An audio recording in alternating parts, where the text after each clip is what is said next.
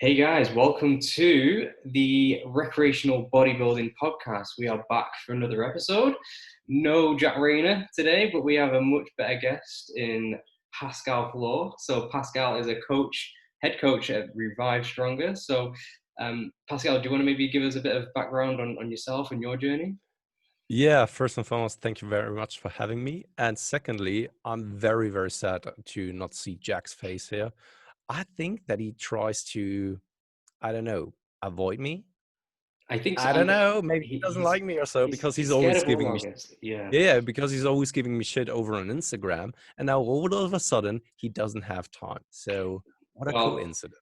Well, in Jack's defense, he has just sold his home, and I believe now he is homeless. So we are setting up a GoFundMe page for Jack. So Yeah. we'll put that link in the bio. So yeah, best I of luck mean, to he could have Jack. And always gone. Yeah, I mean, he could have always gone to a coffee shop and grabbed some internet there if it was really important for him to speak with me. But apparently, it wasn't. But it's anyway, not a here we priority. are Yeah, now. it says a Yeah, lot here about we Jack's are. character. Yeah. Yeah, here we are now. So yeah, to as far as it goes for me, I try to keep it short because if people want to find out more about me, so Steve and I, we have a podcast that is the Improvement Season podcast, where we are talking on a weekly basis about basically us, our journey when it comes to bodybuilding. As you already mentioned, I'm a coach over at Revive Stronger. I'm the co-owner of Revive Stronger together with Steve. I am bodybuilding since like I would say 2017. Before that, I was actually into powerlifting, then made that transition in 2017. And as we all did in the past, we started and we didn't really know what to do in the beginning. And I didn't really have any kind of friends that were into lifting. So I'm coming from a background of music, so sex, drugs, and rock and roll, literally speaking. And no one was very much interested in actually lifting at all. So I needed to dig through all of the resources that are available on the internet by myself. And it was much, much harder back in the days, believe it or not. But the internet has come a long way and actually then finding the good resources, the good materials. So yeah, that's basically it in a very, very short nutshell. Amazing, amazing. And we're gonna jump straight into the topic of why we brought you on. And this is all about mini cuts. So this podcast, we're basically going to be covering exactly what a MiniCut is, when to use it, and how you can get it set up. So, Pascal, like I said, there's going to be a lot of people who maybe have never even heard of what a MiniCut is. So, do you want to maybe break it down for us on what it is and maybe how it's different from a regular cut? Yeah, absolutely. So try to guide me, please, because I tend to ramble and also sometimes deviate just a little. That's So perfect. if I deviate along the way, please get me back into the line again and remind me of what I actually needed to talk about. So basically, a mini cut is a very short and aggressive period of a deficit. So normally speaking, we are talking about somewhere around 4 to 6 weeks of an aggressive deficit. And I'm speaking about something that is unsustainable in the long term. When it then comes to the rate of weight loss, we are aiming to lose at around 0.75 to somewhere around 2% of body weight loss per week, which you can already tell may be very aggressive for some. If you're already on the heavier side of things, then it may not be as impactful. That being said, if you compare it to normal cutting phases, when we think about the, when we think about bodybuilding.com cutting phases, we are thinking about maybe a 12-week cut, which is then conservative, where we are losing at around zero point 0.5 pounds per week. I don't really like going by pounds because zero point 0.5 pounds may be quite different to a smaller female individual than it is for a very, very obese male or so who is over 2 meters tall. So what I rather like in doing is actually calculate the deficit off from a percentage perspective, or always aim for a rate of loss when it comes to percents. And that's where the 0.75 to up to 2% of body weight loss per week comes from. Um, the differences also when it comes to mini cuts in comparison to a more conservative cutting phase is just like the aggressiveness in the deficit itself. The normal cutting phase, the more conservative cutting phase, I know it sounds always a little bit off when you say or refer to it as a conservative cutting phase, because it's a deficit after all. The negative adaptations will still take place, but more so in a more gradual sense and over a longer period of time. And in a mini cutting phase, it's like, okay, you go in there and it's quickly getting very, very tough and hard. And it should be that way. Once again, it's a very, very aggressive deficit that is unsustainable over the long term. If you have the feeling that you can go for longer after like 7 or 8 weeks, then it's probably not a mini cut really. It should feel like that you are getting to your limits when it comes to the rate of rate loss. That then also ties into the performance overall in the gym and also the negative adaptations in general. We're speaking mostly about things such as lethargy. You have a hard time concentrating, you get easily irritable. Things like these are good indicators that you are really pushing it right now. Other than that, that is, I would say, a good explanation of what a mini cut kind of looks like, and then we can more than happily go into the depth of things, I would say. Absolutely. I guess my first question, because I think from a listener point of view, they might be thinking, okay, if they've got this option now of doing this mini cut, why would I ever do a regular cut when I can do this mini cut in half the time? So maybe you can touch on when should we be doing a mini cut and maybe when we shouldn't be compared to that with a more, like you said, a conservative cut. Yeah, that's a very good question. And I would first start off with saying that a mini cut is not for everyone. So, especially people who are coming from a background with eating disorder, this may be with people who are coming from an anorexic background, or even people who have a binge eating disorder, and that may not even be clinically diagnosed. You know yourself when you kind of have a fucked up relationship with food. Everyone kind of knows it, right? Whether they are speaking it out loudly is something different to that, but everyone kind of knows that. And I can just bring up an example. When I was actually playing in a band, um, I always only ate like a quark with one apple per meal, and that's 3 times out of the day. Would you actually call that like a healthy way of eating? No. And I was very much aware of that, but I didn't want to admit it on that time. And now looking back in hindsight, I know that it was a very much fucked up relationship with food I had because I was freaking scared of actually becoming fat. So for those who have somewhat of a tendency of going overboard or eating way too little and also have a screwed relationship with food, I would say like, okay, a mini cut is never for you unless you are fixing this issue that you're having and fixing it for good. I'm not saying like, okay, I'm over it in just what last month I was actually still anorexic, but now I'm not anymore. I'm clean now. No, I'm speaking about like years down the line where you can reflect upon that and say like, no, this has been my old self. I'm actually far away from that. So also it must be said that the minicut, due to its aggressive environment, I would very much recommend that to be reserved for only skilled and experienced starters. So what is a skilled and experienced starter? I think that if you have gone through cyclical phases of gaining and cutting, you're becoming very good at actually figuring out what to first and foremost expect from a caloric deficit. So you very much experience what it feels like to be hungry. You experience what it feels like to be in a deficit when it comes to your mood, your lethargy, the performance in the gym. Maybe also you develop some tricks and hacks when it comes to the food or the meal composition, the things that you can eat that still satiate you, that keep you sane, but also give you a little bit of satisfaction in regards to just like, I don't know, when you have a sweet tooth, instead of going with them with a chocolate bar, you kind of make it happen with going with a low calorie option or so, right? So you're becoming more skillful at the task of dieting. And you can see it with extreme cases. So very experienced bodybuilders who are in their prime stages of around in the midst of their 40s or so, most of the time they have done like 20 years of bodybuilding and going through these cyclical phases of gaining, cutting. And they are the ones who just like have such an easy time in actually getting peeled because they know what to do. They know what triggers to pull and when to pull them and how to deal with those negative adaptations.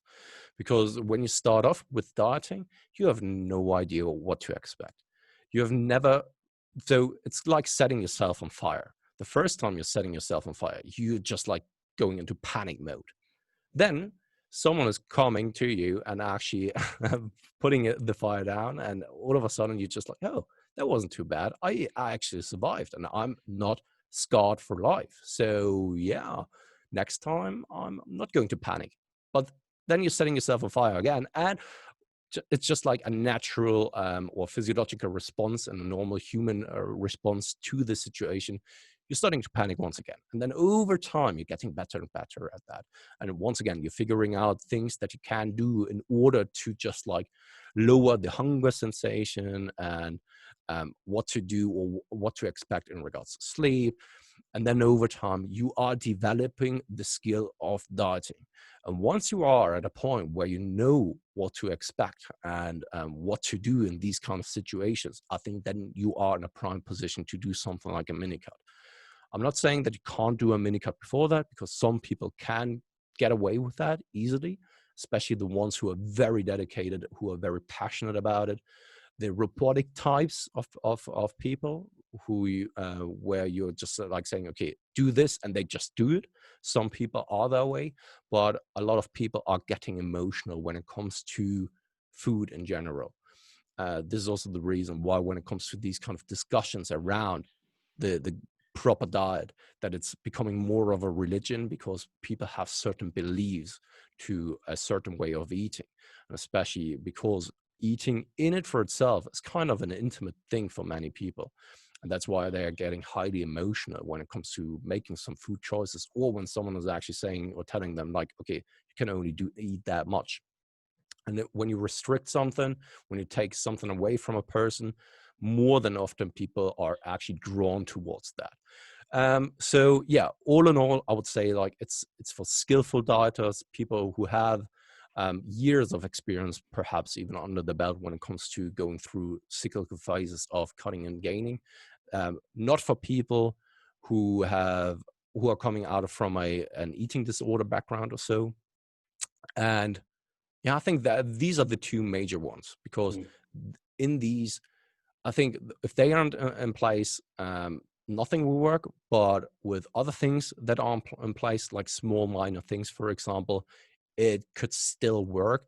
And then it's more like a trial and error. And you could always do a mini cut and not start off with making it as aggressive, just to test the water, right, so to speak, and to see, okay, last time I've done a conservative cutting phase, I've lost XYZ, maybe 0.5% of my body weight per week. So this time, instead of doing a 12-week cutting phase where I'm losing 0.5% of body weight per week, I'm actually cutting it down to 10 weeks and losing or aiming for 0.75. And just like feel it out, feel or look at what it feels like and see, okay, is that for me? Can I go there already? And for me personally, after now having done it for a very long time, I can just go into a mini cut and not struggle at all, because I know how to eat during that time, how to transition out of that, what to expect in regards to training, how to adjust my training, and all that kind of jazz. Yeah, I actually really like that. That's something I've not considered in the past. Is I think we hear of maybe a conservative cut, and then we hear of the mini cut, but we don't really hear about maybe how to bridge that gap. And it might not be a case of you do a cut and then all of a sudden you're ready for a mini cut. Maybe it's a journey where you sort of you get a little bit more aggressive over time, and then before you know it, you may be at a point where a mini cut is something that's suited to you. So yeah, I really like that. Yeah. That's good. And I guess my next question is, where would we look to place a mini cut sort of during a year or during someone's journey, right? Like, is it a case of we mini cut to get really lean, or is that what we preserve like the conservative cuts for? Yeah. So I will keep it to bodybuilding terms. Yeah. So whether you're a bodybuilder or not doesn't really matter, but just for the sake of keeping it very simplistic and Please. also Yeah. easy to understand, I will keep it in these terms with off season and also then competitive season, right? So optimally speaking, I would very much like to see a mini cut only being done in a deep off season, in between two gaining blocks. So once you've done a proper gaining block, gaining macro cycle that may have lasted you like 6 months or so, and it was an appropriate rate of weight gain that didn't just like turn into a what's it called again, a dreamer's bulk or so, right, where it just like turned to a blob.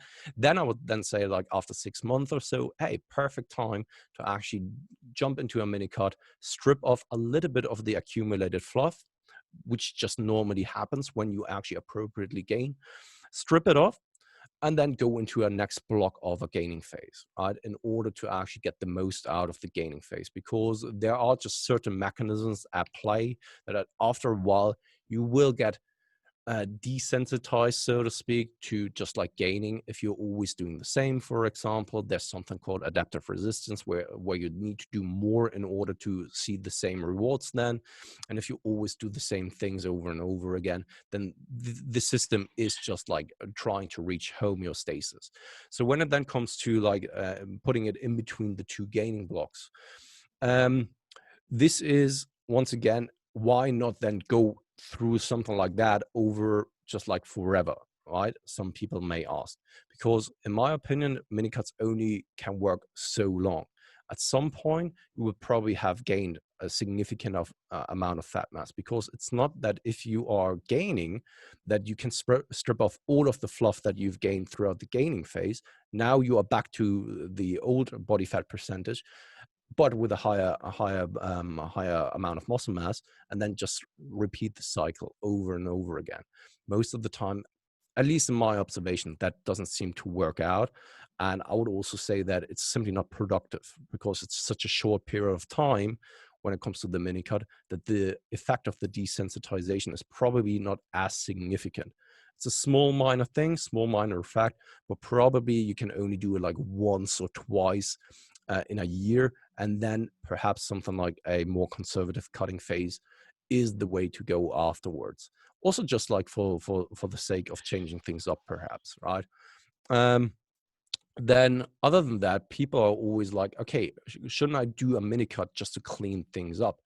Well, yes, this is what I said. In between two gaining phases, it always comes at the prerequisite of it being a good gaining phase. It's not there to clean things up because you messed up in perhaps the transitioning out of your contest prep or so. And this is something that many people actually abuse it for, or tried at least to abuse it for, right? So they are coming out of a contest prep, they are rebounding very quickly. And then they think like, okay, it's maybe a good idea to actually get back into leaner levels to be at a better starting position for the off season. Then they try to go into a caloric deficit, which is the mini cut, which is in it for itself already very aggressive. But you're still, and I brought up the analogy with being on fire, after a contest prep, you're freaking on fire, right? And the fire is still burning, whether you feel it or not, but you're still very much on fire. If you now just like throw in something like a mini cut to clean things up, it's like putting gasoline into the fire.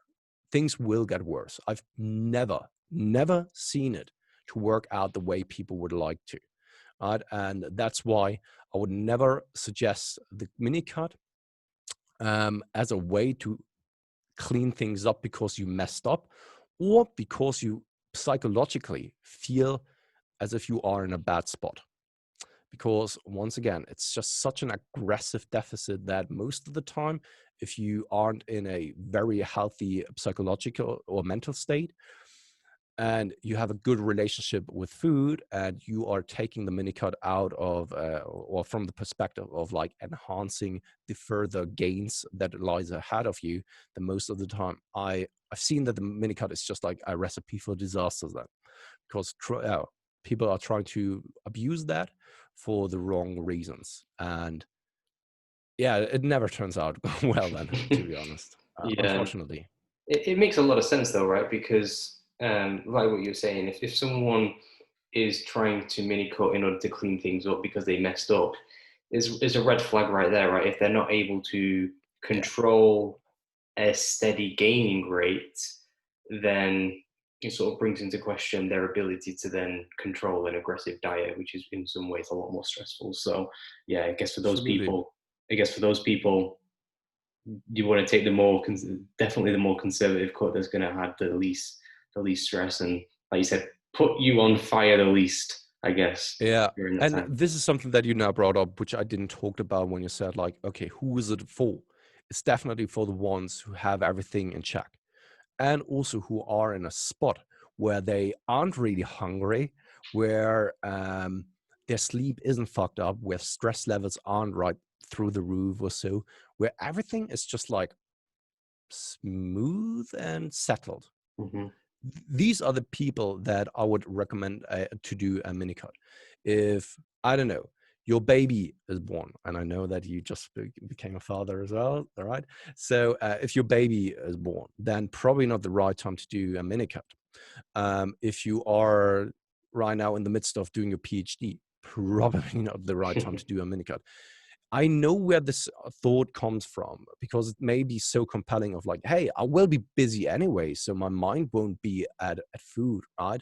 But most of the time, due to the energy resources needing to be there for some other task, by the end of the day, you come back home, you are extremely exhausted. And this is when you are by yourself, fully exhausted, your willpower just not there anymore, your rational self not there anymore, it's just like switched off already like 2 hours ago.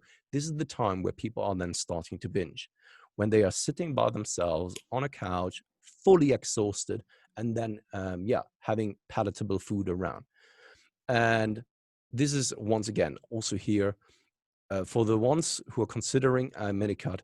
You should be at a point where you're kind of sick and tired of food, where you have been gaining for these 6 months, and it was an appropriate gaining phase, where you're not just eating all of the palatable food because you just crave that, but it's more like you are eating the palatable food because you have to get or match your calories for the day. And you're just like, you would be just, it would feel like a relief to go back into a caloric deficit. This is the time where you actually want to consider a mini cut, not before that, to be honest. And I know, once again, how compelling it seems, and also how nice the idea of a mini cut is. Like, hey, rapid fat loss, 4 to 6 weeks, strip as much fat out of my frame as possible while maintaining the muscle mass. Exactly what I want, especially in a society who's looking for the quick fix here nowadays. This is more compelling than ever. But be an adult. You can think. I know that if you're listening to this podcast, I know that you have a hat on your shoulders, that you are an adult. You can make the proper decisions. The difference between a kid and an adult is that we are not just acting on our emotions, but we can actually just like observe and analyze the entire situation. We can even abstain from the things that we crave or just like want, right? Because we can actually just like say, okay, this is not worth it for me right now, but perhaps in the future. So yeah, this is something that I also wanted to bring up, because I think it's very important to also bring it up and say that this is also a prerequisite for the people who are considering a mini cut. Absolutely, yeah, I completely agree. I guess moving on from maybe when and who, I guess let's say I'm that person, right? I've been gaining steadily. I'm sick of food, like I'm having to sort of force feed myself in order to continue gaining weight, and I've made the decision that I want a mini cut. How would Mhm. I go about setting that up? What does that look like for me? Yeah, then you're just heading over to revisestronger.com and sign up for the MiniCut movement. And no, in all honesty, of course, I want to give you or provide you with the information. So yeah, absolutely. If you are at that point, perfect. Props to you. You've done it, right? So first and foremost, let's touch on the nutritional side of things. I want you to be prepared for what's to come in regards to the way you eat. And I think that because of the things that we've talked about, you have already quite a good understanding of what you should eat when you're going into a cutting phase, because it's not the first rodeo for you. So you know that you're not going from eating all of the shit all of a sudden to fully eating clean. I very much assume that you have things in check already. So Still be very much prepared though of what is to come. Maybe eat and plan in more vegetable intake, more fruit intake, all that kind of stuff. Play with volume. Maybe not from day one onwards, because the first initial days you should probably be absolutely fine, even if you all of a sudden reduce the calories by 1,000 calories or so. Um, so that being said, when it comes to the meals that you're then eating, keep it very much high in volume, very, I think we all know what it means, kind of clean. So Hmm. stick with wholesome foods, have always a portion of vegetables there, maybe fill things up with salads when vegetables aren't really appropriate for the meal composition. Eat plenty of fruit, and then you should be fine, right? And also drink plenty, because that helps. And then there are small tricks and tricks that you can do along the way, but this is something from a different story, right? So when it then comes to setting the calories, what I always like doing is, first and foremost, go off by past or previous data that you've collected from other cutting phases. Once again, also here, just to remember remind people, you're an experienced dieter, so you should know that when you want to lose around 0.5% of body weight, perhaps you need to reduce by, let's just bring up the arbitrary number of 500 calories for you, right? So if you then want to go into a mini cut, just double it. Just go to something like thousand calories of a deficit, right? Smaller individuals, of course, don't double it just irresponsibly, but this is just like an arbitrary example for the one who needs 500 calories of a deficit. Most of the time, these are people such as you and I from the size, and then just bump it up. Be aggressive. And it's absolutely all right to be aggressive. And it's absolutely all right, especially in the first initial days, to be absolutely aggressive. Because now comes a couple of things that I want to touch on why I'm more of a proponent to be aggressive from the get-go. First and foremost, motivation aside. Secondly, the negative adaptations of a cutting phase are simply not present at all, because you've been now gaining for the last 6 months or so, and you are at a point where you're sick and tired of food. So you could even get away with probably fasting like 1 or 2 days without any kind of huge issues. That brings me to the next point, that your food focus is simply not present anymore because you're sick and tired of food. Right? So going very much aggressive in the first initial days is actually a good thing. Um, then also your body fat is at its highest ever since the previous month. So even there, it's a benefit to be more aggressive, because the risk of our performance dropping and thus then ending up in muscle loss is very much decreased. Overall, we can just put it in a nutshell and say, like, okay, the negative adaptations of a cutting phase are simply not there. And that's why you can easily get away with being too aggressive. And then you actually monitor your scale weight behavior on a weekly basis. The first initial 1 to 2 weeks, you're expecting that the scale weight is actually dipping down very significantly.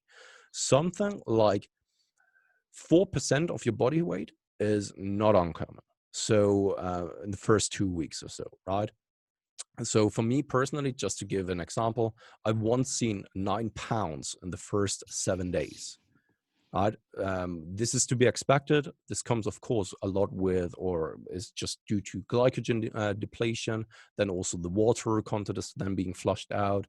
Also, you're probably not eating as much, not consuming as much sodium, not consuming as much fiber, and thus we are just expecting to see that the body weight is coming down very rapidly. And then you're monitoring, once again, the scale weight and also the performance in the gym. But especially with the scale weight, once again, keep that in mind, that the first initial weeks, we are expecting it to come down very rapidly. But if you then see that the scale weight is still coming down super rapidly, right? Everything above 2%, which is very hard to actually create, but everything above 2%, maybe you want to pull back a little bit on the calories and increase the calories. I've never seen that, so probably not going to happen. But if you then see that the scale weight isn't coming down, perhaps you want to actually further decrease or further increase the caloric deficit, and also definitely be aware of your activity levels. So the non-exercise activity thermogenesis, everything outside of the gym, because you are now in such an aggressive environment that the body easily and very quickly make some adjustments, not just on the hormonal front. We've seen in the scientific literature that something like leptin is already being adjusted after just like 2 to 3 days and being in a caloric deficit, but especially like your activity levels. And that can come very quickly. If all of a sudden you're dropping your calories by 1,000 calories per day, you can get quite inactive.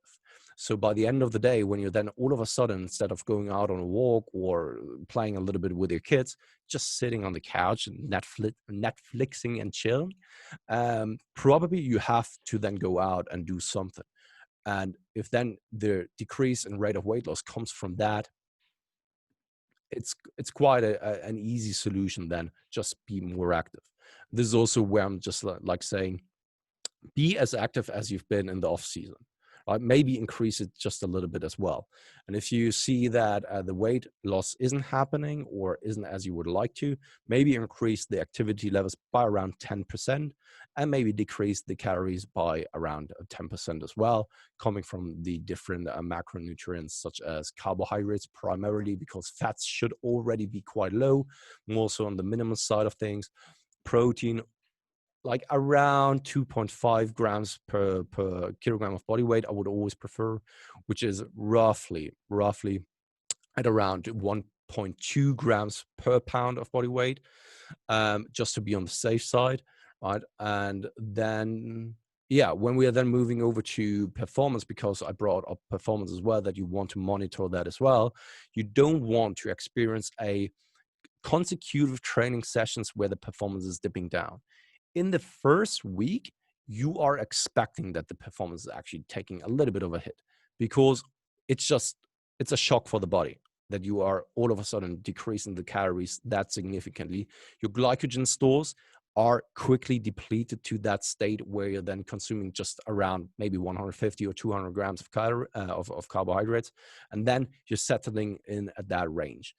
And then you're just monitoring things on the side of performance, and hopefully things will stay very, very steady over the entirety of the MiniCut.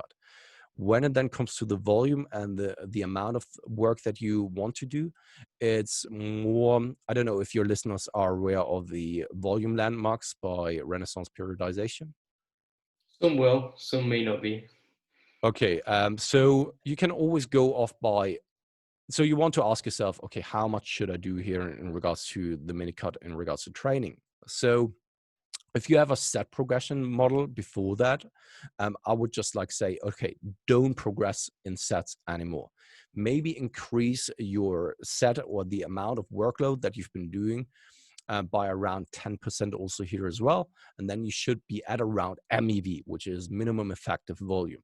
And this is something that you keep constant for the entirety of the MiniCut, because first, there are a couple of reasons for that. When we are training in such an aggressive deficit, we are not expecting huge gains in regards to muscle mass, right? So in return, though, we are expecting huge gains in regards to fatigue accumulation. So the risk reward is more so in favor of just like fatigue accumulation. So it's not as if you were to add a set, you will now get double the amount of gains. No, you would probably accrue so much more fatigue on a per set basis. So that's why we just want to keep it level and focus on at least maintaining our performance throughout the entirety of the MiniCut. And if you are able to do that, perfect.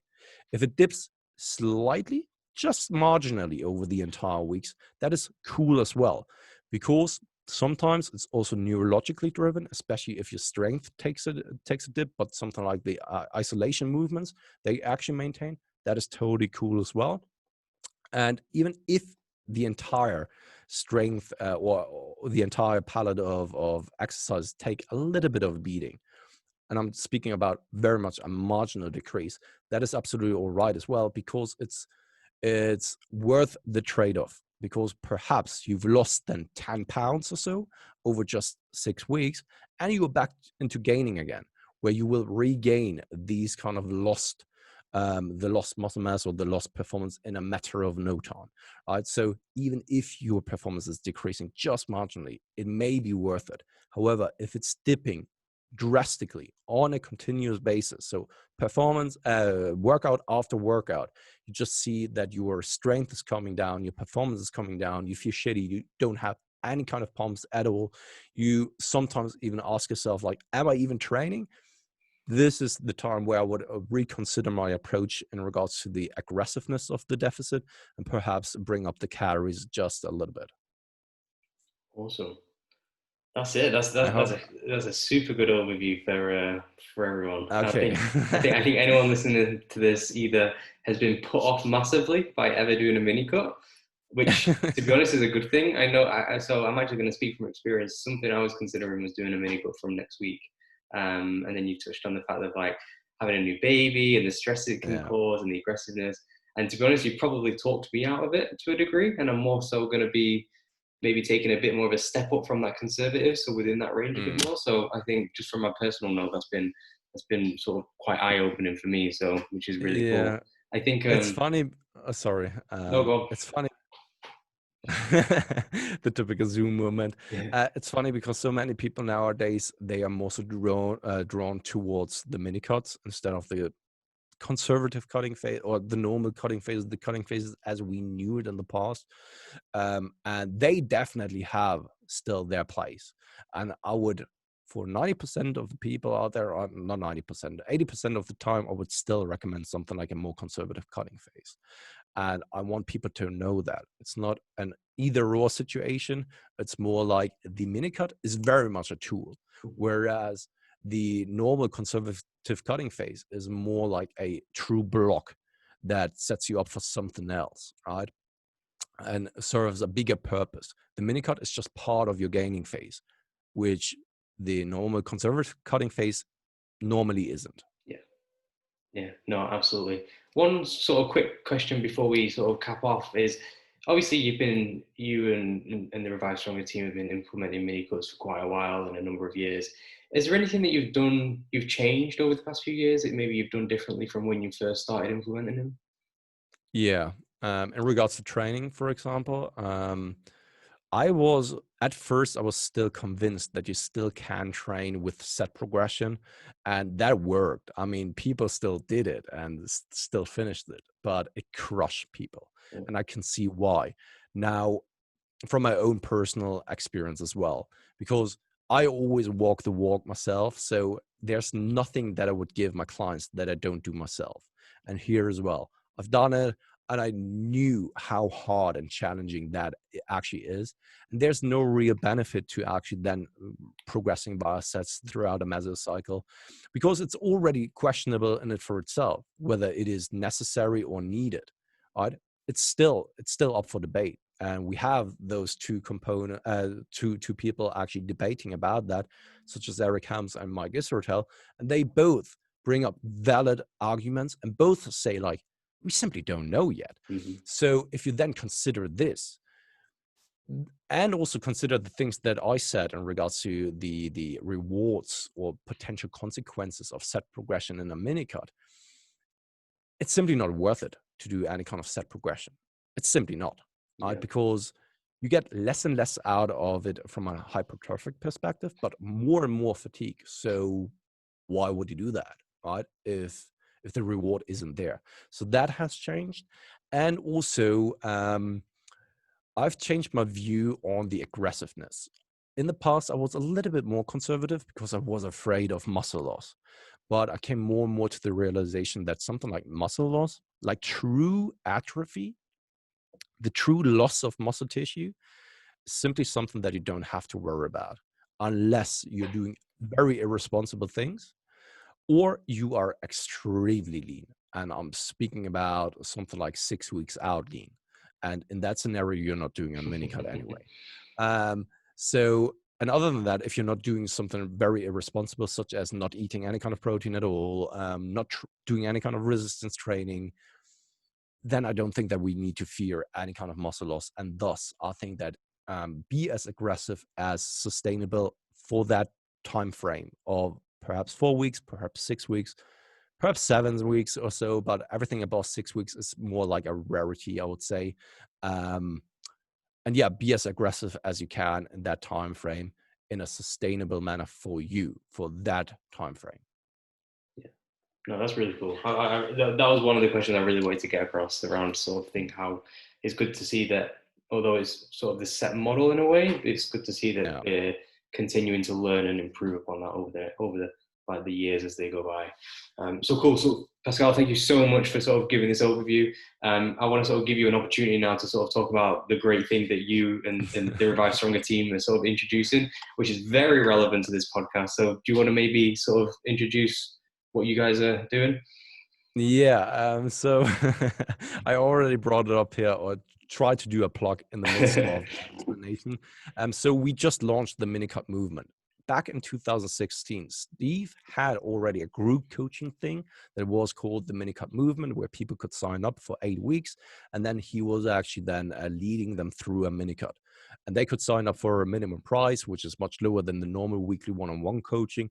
This is something that we relaunched now once again just 1 week ago. And this time, much, much bigger and much better than ever before. What you get is an automatically adjusting spreadsheet. So you sign up, you get access to the spreadsheet, and then you plug the numbers in. All you need to do is, of course, plug in the macros and the step counts for the day, and the spreadsheet will take care of it, whether you are not losing as the not fast enough or not too slow. No, not fast enough is too slow, or too quickly. Then the spreadsheet will actually make those adjustments for you. And then also we have a lot of videos, educational videos, and just videos in it for itself to help you through the MiniCut, to guide you, to educate you along the way. Then you always have access to us, of course. If you need us for anything, if you have any kind of questions, you will get access to a private Facebook group where all of the people are who participated at the MiniCut Movement. You can start whenever you are ready for that. So there's not a set time frame for that. So when you are ready for a MiniCut, sign up. Right. And then we have like this 7-day period or warm-up period where we are preparing you to actually set yourself in the best spot possible. You're then deloading the week before. You're basically getting everything in check, preparing yourself in regards to nutrition, your lifestyle, in order to be as successful as possible. After then, 6 weeks of dieting, 7th week is the deload. And then hopefully you've lost a lot of weight while maintaining a lot of the muscle mass. Set yourself up for a very successful off-season afterwards. Amazing. And where can they find out more about that if people are interested? Oh, yeah, absolutely.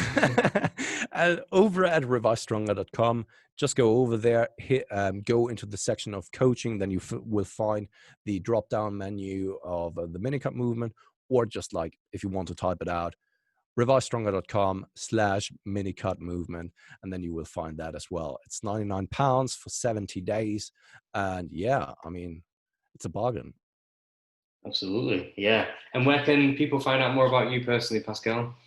Yeah, I don't know if they really want to, but if they do, then they can head over to Instagram and find me under Pascal_Flor. Then, of course, I mentioned already our podcast. The Revive Stronger podcast is where I'm not in it. This is only Steve interviewing the experts in the field. But also we have our podcast, the Improvement Season podcast, where we are talking about our journey, our bodybuilding journey. So if you really want to get to know me and hear what I'm up to, then head over there, give it a listen. And of course, we have our membership site for only $6.99 per month. You can sign up for this. There we have a forum where then we are also logging our journey as well, and where you can basically more so interact with us, because otherwise it's a little bit hard to do that over on Instagram, and Facebook is dead anyway. So yeah. Perfect. Great. And yeah, we here at the Recreational Bodybuilding Podcast sort of certify everything from Revive Stronger. So anything, we already know that anything that comes out of there is high quality. We'll make sure everything is linked in the show notes as well. So cool. Yeah, Pascal, you will receive the paycheck here just like, what is it, in 6 days by the end of the month, as you yeah, named. exactly. So thank you so much, Penome. I really do appreciate it. And everyone, thank you for listening, and we will see you next time. Thank you very much, guys.